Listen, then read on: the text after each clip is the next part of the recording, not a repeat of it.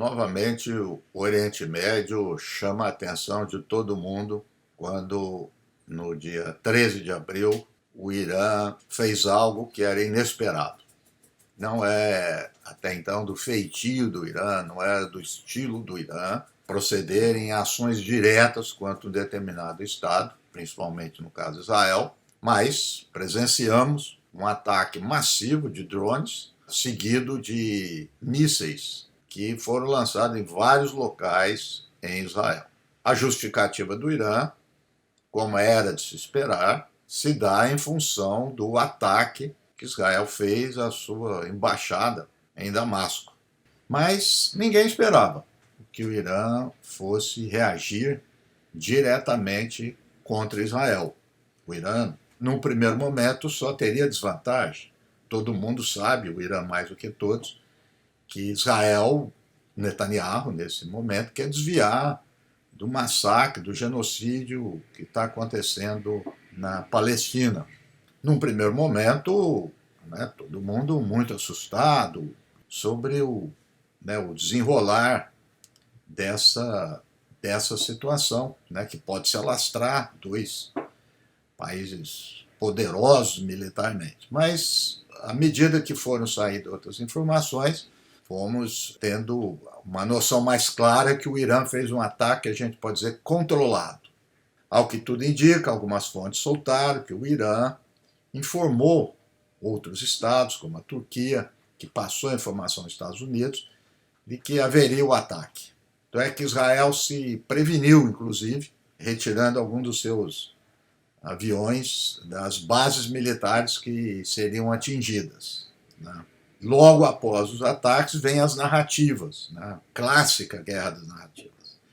Então, o Irã disse que foi um sucesso, conseguiu atingir os alvos, e a população iraniana comemorando, os palestinos comemorando, afinal de contas, alguém está atacando Israel.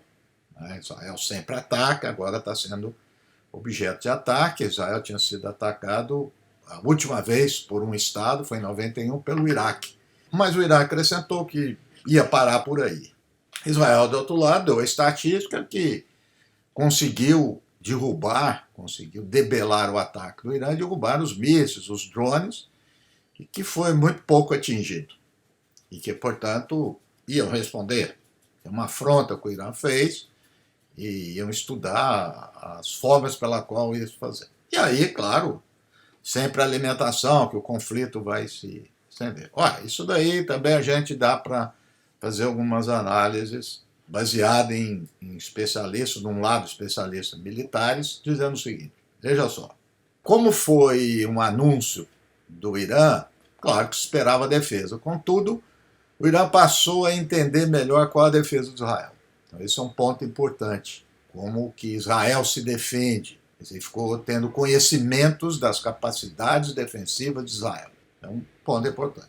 O Irã, segundo alguns, aplicou uma tática que a Rússia fez, o que a Rússia faz na guerra da Ucrânia, que é quantidade muito grande dos drones. Então, os gráficos mostram que a Rússia, num primeiro momento, atingia poucos alvos, ao longo do tempo, foi exaurindo as defesas da Ucrânia e conseguiu atacar. Então tem um modus operandi novo aí, que é esse tipo de tática.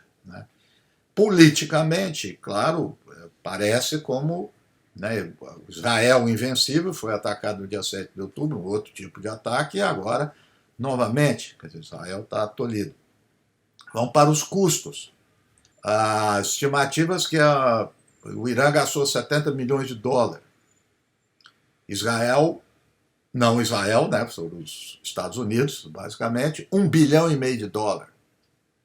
E teve que contar com a ajuda dos Estados Unidos, da Inglaterra e, inclusive, da Jordânia. Jordânia, um país árabe, sempre próximo de Israel e dos Estados Unidos, interceptou mísseis iranianos. Então vem a pergunta, em um dia 1,5 bilhão de dólares e um dia toda essa estratégia. Futuramente, médio e longo prazo, como é que Israel vai conseguir se defender com esse gasto? E mostrou também uma alta dependência de aliados, Estados Unidos, tal. Claro, sempre teve essa dependência, mas mostrou mais ainda. Com isso, os Estados Unidos, o Biden, querendo ganhar a eleição, pode exercer algum controle sobre as ações de Israel. O que tudo indica, houve um telefonema, né, um diálogo do Biden com Netanyahu, o Biden desaconselhando escalar o conflito. Tudo isso são informações que vão aparecendo para a gente, dizendo que são bastidores, e nós vamos construindo aqui as hipóteses, são muitas as variáveis. Eu colocaria uma também, que pouca gente está dizendo. Olha, Israel também vai querer testar a capacidade defensiva do Irã, que nós não sabemos. Então pode ser que venha um tipo desse ataque de Israel, vamos dizer, mais controlado. Todo esse cenário também vai desaguar no posicionamento de outros países. Então houve a reunião do Conselho de Segurança da ONU, claro, não teve decisão nenhuma, não tem importância, mas é interessante ver a posição dos países. Então a Rússia e a China saíram em defesa do Irã, e dizendo que o Irã tem o direito de defesa, que é a agressão de Israel e tal. Então, essa divisão que vem já há muito tempo, guerra da Ucrânia, Gaza, agora Irã, essa divisão e esse posicionamento das grandes potências permanece. Um outro lado da questão que eu queria trazer aqui é a questão das monarquias do Golfo, principalmente Arábia Saudita e Emirados Árabes. São uns países muito ricos, com poder militar, sempre muito próximo dos Estados Unidos e Israel. Não que estejam em conflito com os Estados Unidos e Israel, mas não tem mais aquele apoio. Eles emitiram uma nota dizendo que torce pela paz e tal. Se fosse há um ano, há cerca de um ano, a grande possibilidade de conflito era a Arábia Saudita e Irã.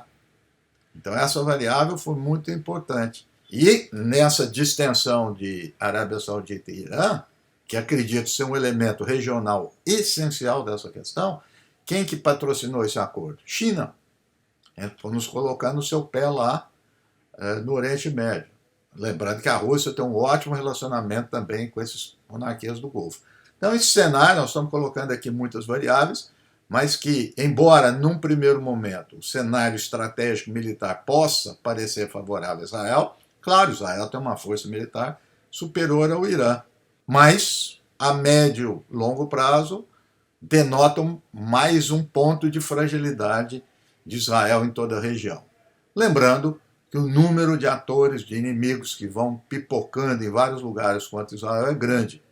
Os Houthis, o Hezbollah, o Hamas, né? Todos eles estão muito atentos a isso, mas também evitando cair em provocação.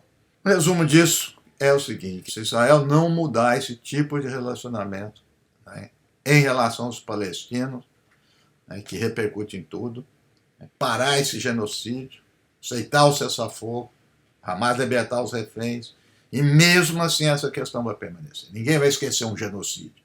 Não diria nem a longo prazo, nem a médio prazo. A curto prazo, teremos mais tensão e mais conflitos no Oriente Médio.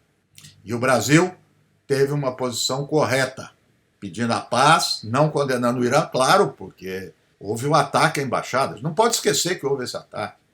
Então, por isso, o sistema do Brasil tem sido coerente, muito cioso da sua autonomia, do seu posicionamento na política internacional, seja em relação à guerra da Ucrânia, Gaza e agora a questão do Irã.